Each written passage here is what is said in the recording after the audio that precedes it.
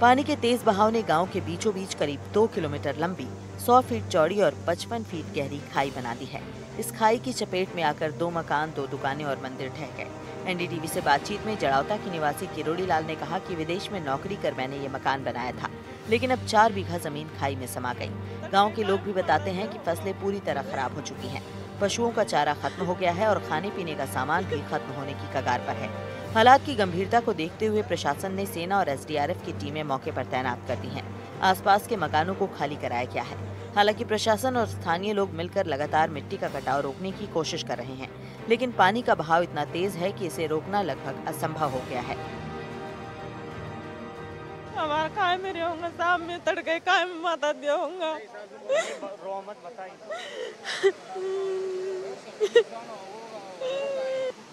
यानी अब डर ये लग रहा है कि पानी कटाव आके घरों तक नहीं आ जाए। घर तक ना नहीं चाहिए भाई। मकान बच जा हमारे बहन को, और कोई जमी तो गई जमी कहाँ से ले आऊंगा। अब देखे को नहीं, अभी पहली बार हुआ है। अरे ऐसी घटना कभी भी नहीं देखी हमने, तो पहली बार हुआ है। कम से कम 4 बीघा जमीन गई, बगीचा गया। 4 बीघा तो मेरी गई और उधर 7-8 बीघा उधर गई। स्थानीय विधायक और मंत्री किरोड़ी लाल मीणा बाढ़ प्रभावित इलाकों का दौरा करने पहुंचे। उन्होंने मौके पर ही अधिकारियों को मशीनों के जरिए पानी डाइवर्ट करने के निर्देश दिए। एनडीटीवी के कैमरे पर उन्होंने अधिकारियों की लापरवाही पर नाराजगी जताते हुए कहा कि लोग संकट में हैं और समय रहते कदम नहीं उठाए गए। सिर्फ जड़ावता ही नहीं, बल्कि चौथ का बरवाड़ा तहसील क्षेत्र के कई गाँव भी बाढ़ की चपेट में है। सूरवाल इलाके में खेतों और घरों में पानी भर गया है। गलवा नदी का पानी कई गांवों में घुस गया है, जिससे बाढ़ जैसे हालात बन गए हैं। कुछ गांवों में लोग 2-2 दिनों से अपने घरों की छतों पर फंसे हुए हैं। खाने पीने की पानी की कमी हो गई है। ग्रामीणों का कहना है कि अब तक पर्याप्त मदद नहीं पहुंची है। किरोड़ी लाल मीणा जी हमारे साथ हैं, यहाँ के विधायक भी हैं। आपने सर पूरा इलाका देखा है पिछले 2 दिनों में। अभी की बात करें तो किस तरह की हालात? तो हवाई सर्वे करके देखा था, तो यहाँ दर्जन से भी ज्यादा गाँव पानी में डूबे हैं चारों तरफ से। और उसका सबसे बड़ा कारण ये है कि हमने एक सूरवाल बांध बनवाया था 2003 में, पानी डाइवर्ट किया था। लटिया नाला जो सबसे बड़ा है, उसमें वो सूरवाल में पानी भरा, तो उसके कारण 19-20 गाँव में सिंचाई हो गई। लेकिन ज़्यादा बरसात आ जाने के कारण, जगह जगह ब्लॉकेड हो जाने के कारण, वो उफरा का पानी इन दर्जनों गाँव में चला गया, जिसमें धनौली है, सूरवाल है, चकेरी है, प्लस दीज विलेजेस हमारे अजनौटी है। वो पानी इनकी टेक्निकल गलती के कारण, चाहे वो पीडब्ल्यू हो चाहे सिंचाई विभाग हो, इन्होंने जहाँ पाइप छोड़ने थे वो पाइप नहीं छोड़े और वो पानी इन गाँवों में आ गया। अब सबसे ज़्यादा भयंकर स्थिति है जड़ावता गाँव की, और उसके सबसे बड़ा कारण है कि ये पानी जो जा रहा है इधर से, वो कटाव नदी से गांव तक करीबन 1 किलोमीटर हो गया। गहराई आप देख के आए होंगे कितना गहरा हो गया। 2 मकान गिर गए, 2 दुकान गिर गई, 2 मंदिर गिर गए। आगे किसी बरसात आ गई तो फिर बड़ा हादसा नहीं हो, कोई कैजुअल्टी नहीं हो, जनधन हानि नहीं हो, इस दृष्टि से हम गांव वालों से समझौता करके पानी का निकास बना रहे हैं। अगर गांव वाले भी नाराज हैं तो कोई थोड़ी सी भी गलती हो जाए तो आप नाराज हो जाओगे। तो प्रशासन को अब हमने डायरेक्शन दे दें, चाहे रोड बने चाहे नहर बने, उसमें पानी का निकास की व्यवस्था पुख्ता करें। 25 करोड़ में यह काम हुआ है और सब जगह गड़बड़ है। तो पूरी जाँच करवाएंगे। 25 करोड़ काम है कहाँ? मैं तो टीम भेजूंगा। पिछले राज्य में हुआ था, ऐसे ही हुआ था पिछले राज्य में, यूं ही लूट मची थी। खैर मैं वो किसी राज्य पे आरोप नहीं लगा। अब तो मेरी जिम्मेदारी बनती है गांव को सुरक्षित रखना, उनका कोई नुकसान हो नहीं हो, भोजन पानी की व्यवस्था करना, सब ये हम करेंगे। सेना अभी क्या काम कर रही है? सेना की अभी आवश्यकता नहीं है। सेना की कोई ऐसी माना स्थिति हुई तो सेना का जो हेलीकॉप्टर है हमने खड़ा कर रखा, जयपुर में भी और कोटा में भी। कोई जरूरत पड़ेगी तो रेस्क्यू उस हेलीकॉप्टर के जरिए करेंगे। और राशन पानी के इंतजाम अभी हमने कह दिया है, ये जड़ावता गांव में 2000 पैकेट बन के आने वाले हैं।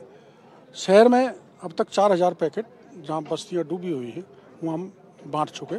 जहाँ जहाँ भी आवश्यकता पड़ेगी हम खाने का सामान भी बांटते रहेंगे। पीने का पानी कंटामिनेटेड नहीं हो जाए इसलिए कि पीने का पानी भी देंगे। और जितना भी नुकसान हुआ है, जन धन हानि, फसल मकान, उसकी सबकी जो आपदा प्रबंधन के मापदंड हैं कि कच्चे मकान को इतना मिलता है, पक्के को इतना मिलता है, भैंस का इतना, बकरी का इतना, सड़क का इतना, किलोमीटर का इतना, तदनुकूल हम इसमें स्वीकृति जारी करेंगे। लेकिन यहाँ जड़ावता जड़ौता के ग्रामीण अपने स्तर पर पेड़ों को काटकर पानी को डाइवर्ट करने का प्रयास कर रहे हैं। युवा इस आपदा का ऑनलाइन वीडियो बनाकर वायरल कर रहे हैं, लेकिन ग्रामीणों को जनप्रतिनिधियों और जिला प्रशासन ने भगवान भरोसे छोड़ रखा है।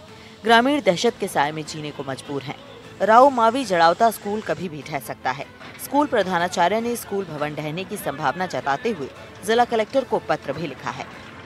डॉक्टर किरोड़ीलाल मीणा ने प्रशासन से बात की और प्रशासन से बात करने के बाद में ये निर्णय लिया गया कि बाकी मकानों को बचाने के लिए और कटाव को कम करने के लिए पानी को यहाँ से अलग दिशा में निकाला जाए, उसको लेकर के यहाँ डाइवर्जन किया जाए। उसको लेकर के आप देख सकते हैं कि जेसीबी के माध्यम से लगातार यहाँ पर पानी का जो डाइवर्जन है उसको यहाँ पर किया जा रहा है, ताकि जो गांव में पानी बढ़ रहा है वो दूसरी तरफ उसको निकाला जा सके, ताकि जो गांव में मकान गिर रहे हैं, जो ज़मीनें धस रही है, उसको वहाँ रोका जा सके। तो कहीं न कहीं प्रशासन ने ये निर्णय लेते हुए और लगातार जो युद्ध स्तर पर काम चल रहा है। जालौर जिले में भी भारी बारिश की वजह से आकोली नदी पर बने रपट पर पानी बहने लगा, जिससे जालौर को भीनमाल और गुजरात से जोड़ने वाला मुख्य मार्ग बाधित हो गया। बागरा पुलिस थाना जाब्ते पर मौजूद है और लोगों को बहते पानी में जाने से रोकने के लिए हिदायत दी जा रही है। इस बीच जालौर की सुकड़ी नदी और खारी नदी भी तेज वेग से बह रही है।